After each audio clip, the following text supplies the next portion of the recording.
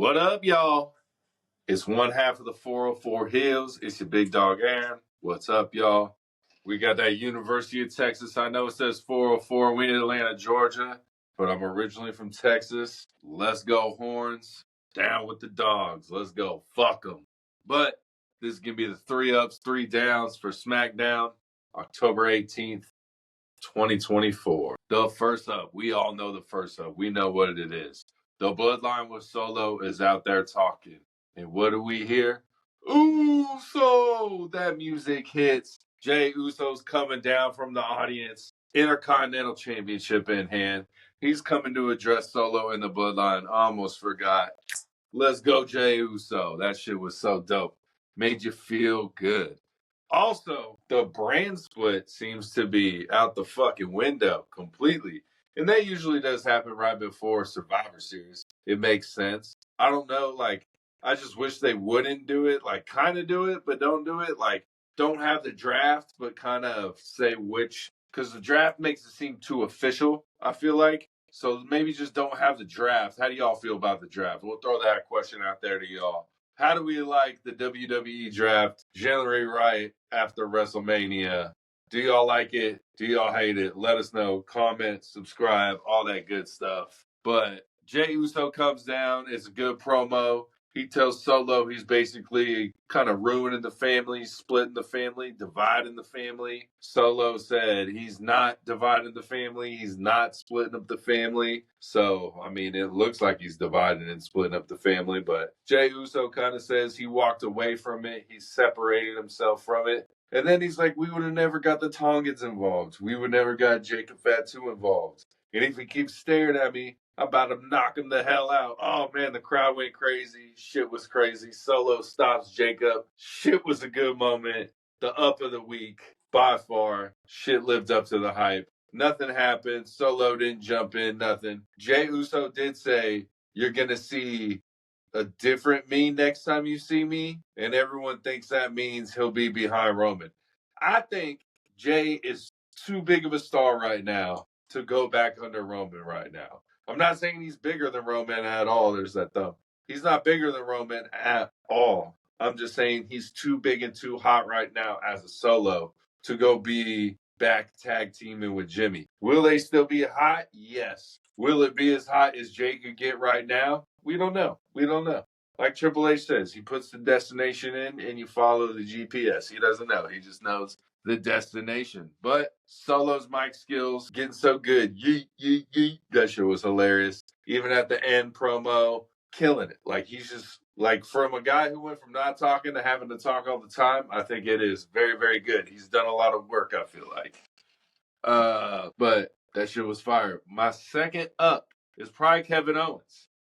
And his little promo in the car, and he's wearing a shirt I know it says Dusty Rhodes, the son of a plumber, or so. Yeah, the American Dream, son of a plumber, or something. It says probably something like that. But Kevin's got the camera perfect to where it just says American Dream, son. So it's a shot at Cody. It's pretty good. I like it.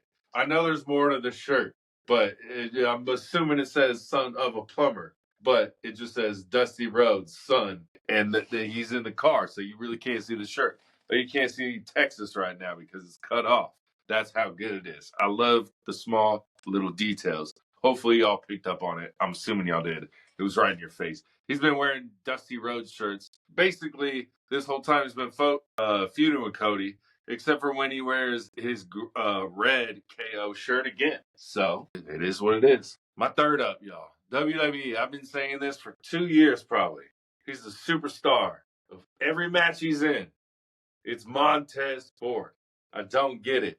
He needs the solo push. What, he got an Elimination Chamber 2 years ago? Kind of almost stole the show. Has some great moves, all that good stuff. I don't know why he's not getting the push. He deserves the push. He stole the show again in the match. I'm very upset that he's lost and the Street Profits lost, because DIY is back in another fucking match. So we'll see what's going on. But that's all I'm going to say. Montez Ford, you deserve a solo push or some kind of better push. Something, man. You need something. But that might lead me to my first down. and that's a Motor City Machine Gun debut. And I think it's a down because the crowd had no fucking clue who these guys were. WWE crowd was like, nope, no idea who they are. We don't want shit else but WWE, which is fine. Which was me till I started this podcast and I started watching AEW. Then I started watching a little bit more TNA, a little bit more of this. Not all the way in it, but a little bit in it.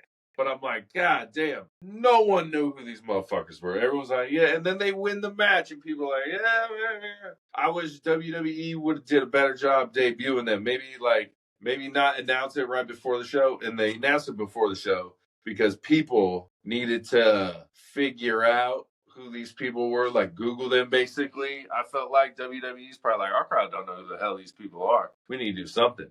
So they were like, we'll, kind of do that. Didn't work out, obviously. No one knew who these people were. I felt like WWE could have maybe done a couple weeks. They did a little teasers, but no one really knew who the fuck that was. You could have showed some highlights or something. They could have cut some promos or something. Could have been anything. Would have worked. But they're a great tag team. We'll see what happens. I liked their in-ring wear. I've liked it in the past. You need to go look at them. They're amazing. But that's kind of my first down. Not necessarily them debuting. It was not necessarily crowd. Not necessarily WWE. Just maybe a combination of all three. It just didn't work. It didn't work. The tournament made sense. You could have just introduced them better. The crown jewel belts are my second down. Them shits are ugly as hell. Those are the ugliest. They're like this big too. They're this big. They're huge. So big. It makes no sense. They're so ginormous. But they ugly as shit. They had it out. Cody kind of came out and cut a promo. I don't know, it was kind of terrible. I love Cody. That was a terrible promo. What do y'all think? It was a terrible promo in my opinion. But I don't know. The belt, they really haven't explained it either.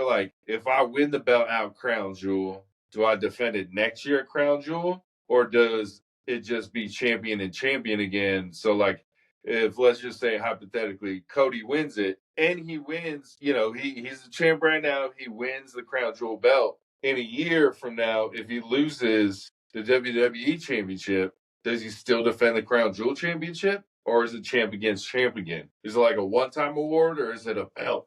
Makes no sense. Hopefully they let us know before the match. I don't know. My third down is kind of how they're portraying Roman. They were making Roman look weak as shit, and I get that. They're making it seem like he needs help. But this is the tribal chief, man. He can take out two Tongans real quick, but then, all four of them, and then he gets by. This is 2 weeks in a row, man. They done my boy dirty, the tribal chief. They did him dirty 2 weeks in a row. Crushed him. It's very upsetting. And what's upsetting about that is he gets the win against Solo at the last Bad Blood, but now Solo's dominating with all three of them. You got to build Solo up. I get it. But kind of a down for me. Just a real quick more down. Nia, Tiffy doesn't happen. Tiffy's sick. Something like that. Candice LeRae is the partner. Then Candice LeRae gets the pin on Bayley. BS. I didn't like it. I love Candice LeRae. Just in their storyline archive, that should have never happened right now. Especially, I don't think they're going to push Candice LeRae. So we'll see from there, y'all. Let me know what y'all think. Like, comment, subscribe. That's my 3 ups, my 3 downs. Hook 'em horns. Fuck them dogs. Let's go.